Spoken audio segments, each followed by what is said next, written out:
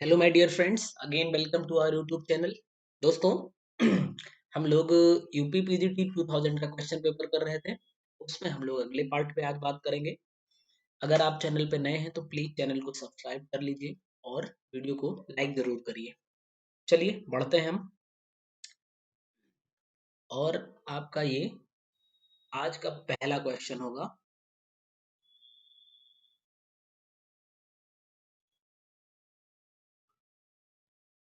The temperature of a gas is raised from 27 degrees Celsius to 927 degree Celsius. The BRMS of gas, यानी कि आपको बताया जा रहा है कि कोई गैस है, उसका जो इनिशियल टेम्परेचर है मीन्स कि T1 that is 27 degree Celsius, और इसका जो बाद का टेम्परेचर है दैट इज T2, ये कितना हो गया 927 डिग्री सेल्सियस।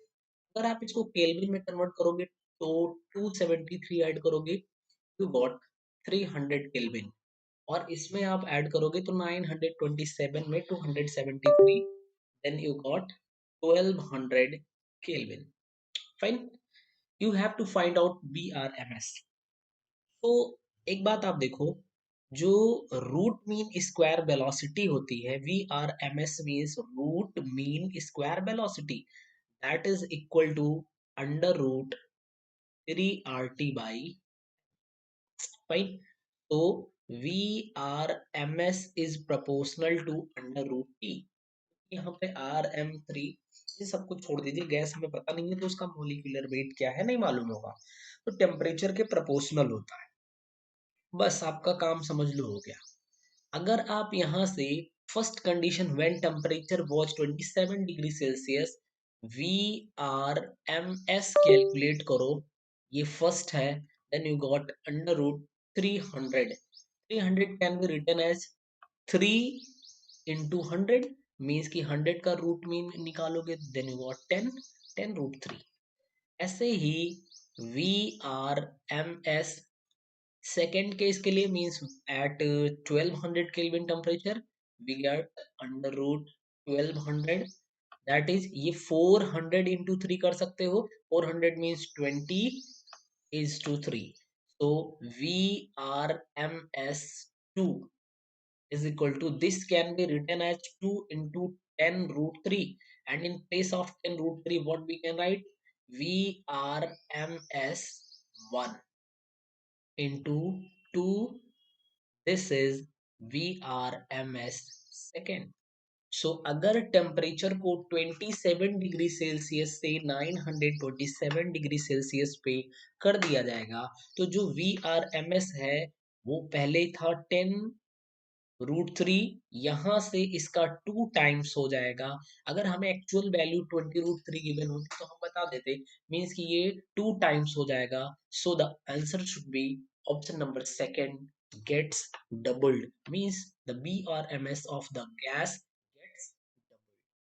फाइन, अब यहाँ से रिलेटेड कुछ बातें और देख लेते हैं।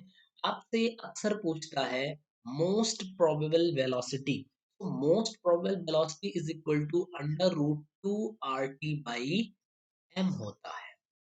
ऐसे ही root mean, I am sorry, root mean square velocity that is equal to under root 3RT by M।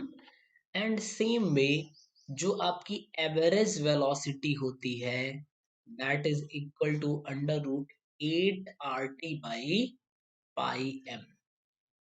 इनसे रिलेटेड आपके क्वेश्चन बन सकते हैं और बनते भी हैं, पूछे जाते हैं अक्सर। इनमें रिलेशन भी पूछा जाता है, क्या रिलेशन होता है।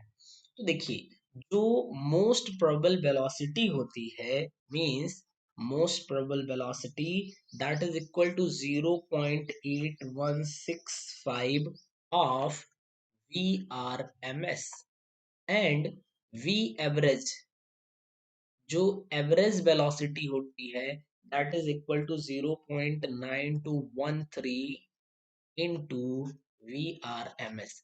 अगर हमें VRMS के टर्म में most probable velocity and average velocity मालूम है, then we can find B most probable is to VRMS is to V average। ठीक है, ये तीनों वैल्यू आप सब्स्टिट्यूट करके यहाँ से रिलेशन निकाल पाएंगे। तो आई होप कि ये चीजें आपको अच्छे से क्लियर हो गई होंगी। आगे चलते हैं। नेक्स्ट क्वेश्चन है आपका, which of the following is paramagnetic. Paramagnetic means कि जिसके पास अनपेयर्ड इलेक्ट्रॉन हो। ठीक है, अगर कहीं पे अनपेयर्ड इलेक्ट्रॉन प्रेजेंट है मीन्स आप उसको पैरामैग्नेटिक बोलते हो। अगर सारे इलेक्ट्रॉन पेयर्ड है मीन्स कि वो डायमैग्नेटिक हो जाएगा। तो फर्स्ट केस के लिए बात करते हैं, मीन्स कि N2O। N2O को आप क्या बोलते हो, देखो दो नाइट्रोजन है मीन्स डाई नाइट्रोजन ऑक्सीजन। तो this is die nitrogen oxide, first condition. अच्छा, N2O is a gas and also we known it laughing gas। इसी को हम लोग क्या बोलते हैं, लाफिंग गैस बोलते हैं। अगर आप इसमें बात करोगे तो देखो नाइट्रोजन के आउटर सेल में 5 इलेक्ट्रॉन हो जाते हैं। Nitrogen means 2,5, oxygen means 2,6। सो यहाँ पे नाइट्रोजन के आउटर सेल में 5 इलेक्ट्रॉन है, 2 नाइट्रोजन का एटम है। So 5 + 5 10 and 6 16 electron in outer shell. ये देखो एक बात और, 1 2 3 यानी कि ये एक ट्राई एटॉमिक गैस हो जाएगी। क्या हो जाएगी, ट्राई एटॉमिक गैस हो जाएगी। अगर सारे यहाँ पे 60 देखो इवन नंबर ऑफ इलेक्ट्रॉन है तो मीन्स कि ये क्या हो जाएगा, डाया मैग्नेटिक हो जाएगा। उम्मीद है आपको N2O से रिलेटेड सारे फैक्ट क्लियर हो गए होंगे।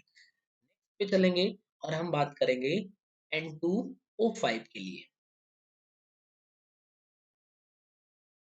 N2O5 की बात करोगे तो यहाँ पे अगेन आपको dinitrogen and pentoxide, dinitrogen pentoxide मिल जाएगा आपको। यहाँ पे देखो अगेन नाइट्रोजन है एंड ऑक्सीजन है। पीछे आ जाओ, नाइट्रोजन के आउटर सेल में 5 इलेक्ट्रॉन, ऑक्सीजन के 6। सो 2:5 + 5:6, here we get 30 + 10 means 40 electron यहाँ पे आ जाएंगे जो कि इवन नंबर है। That's why it is diamagnetic. Option C आपका क्या है, option C is NO2। NO2 को आप क्या बोलोगे, ये देखो नाइट्रोजन है, 2 ऑक्सीजन है, means this is nitrogen dioxide. It is also a gas, nitrogen dioxide it is also a gas. So nitrogen means 5 + 2 × 6, that is 12 + 5 17 electron in outer shell। So NO2 के case में 17 electron means इसी को आप बोलते हो odd electron system. और अगर odd electron system है तो ये क्या हो जाएगा, पैरा मैग्नेटिक हो जाएगा, paramagnetic. The question was which of the following is paramagnetic, so option third should be correct, but हम फोर्थ को भी देख लेते हैं। Fourth option is N2O3, its name will be dinitrogen, dinitrogen and trioxide। इसके case में आ जाएंगे अगर तो 2 × 5 + 3 × 6 आउटर सेल के इलेक्ट्रॉन हम फाइंड कर रहे हैं। तो 10 + 18 that is 28 electron. This is pair sorry even electron system है। तो ये क्या हो जाएगा, ये आपका डाया मैग्नेटिक हो जाएगा। उम्मीद है कि आपको चारों ऑप्शन अच्छे से समझ आ गए होंगे। हमारा ऑप्शन क्या हो जाएगा, पैरामैग्नेटिक करेक्टर NO2 यानी नाइट्रोजन डाइऑक्साइड जो है वो सही ऑप्शन होगा। नेक्स्ट क्वेश्चन पे आते हैं। In radioactive decay an electron sorry an emitted electron comes from.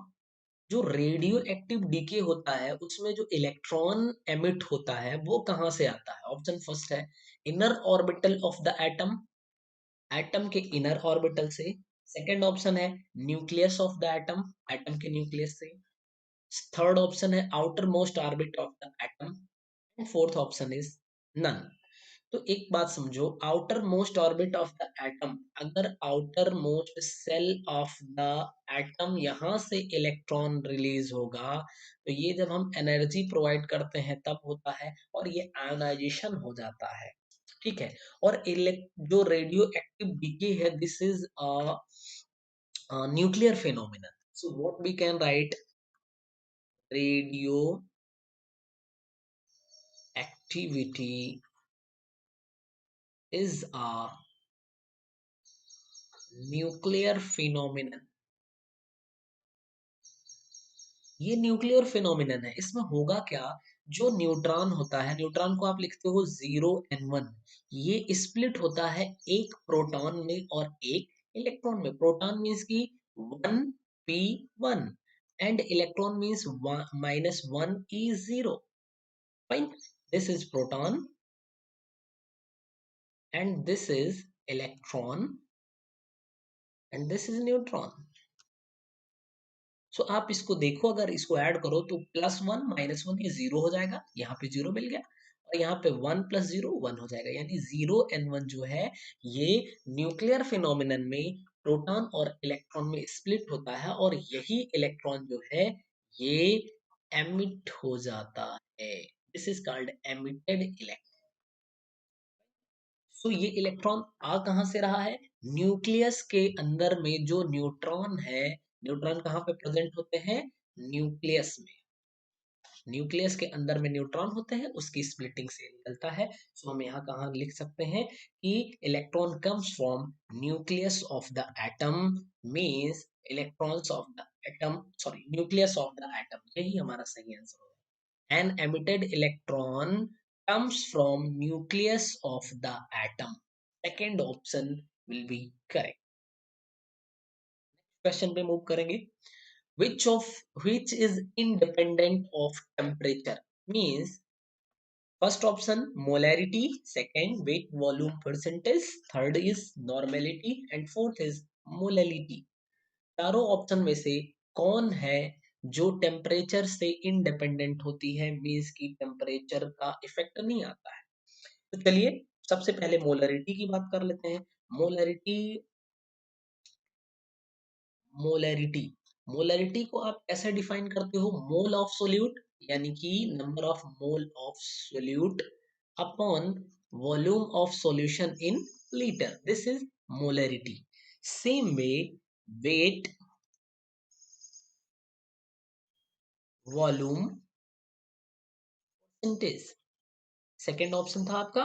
तो वेट वॉल्यूम परसेंटेज, देखो यहाँ पे वेट है, मींस की weight of solute and upon volume means volume of solution in litre. Third option पे आ जाएंगे। Third option is normality. Normality के केस में चलेंगे। So normality is equal to number of gram equivalent of solute, यानी solute के gram equivalent upon volume of solution. Third option is molality. Molality, this is molality.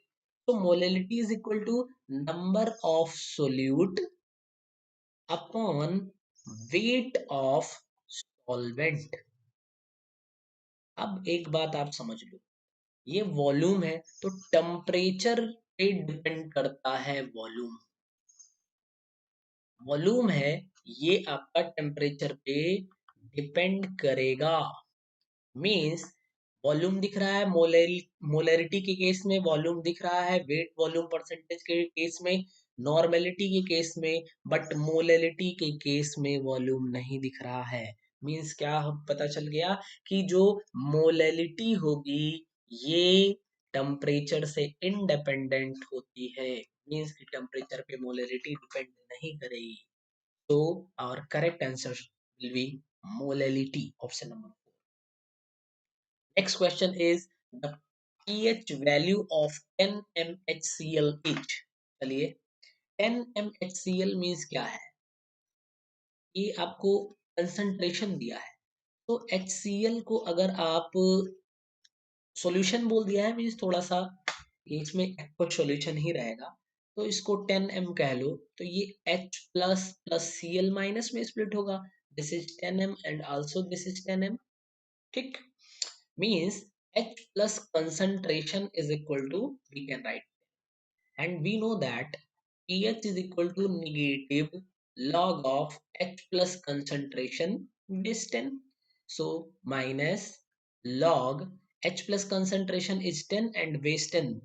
अब यहाँ पे इसकी value क्या होने वाली है, इसकी वैल्यू होने वाली है 1 एंड नेगेटिव यहाँ पे आ जाएगा, सो pH of the solution will be -1।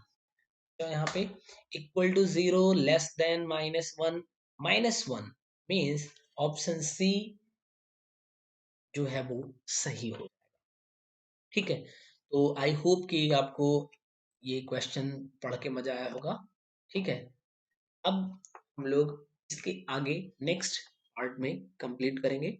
आप लोग अच्छे से पढ़ाई करते रहिए, जो लोग चैनल पे नए हो प्लीज चैनल को, मिलते हैं नेक्स्ट पार्ट में, थैंक यू।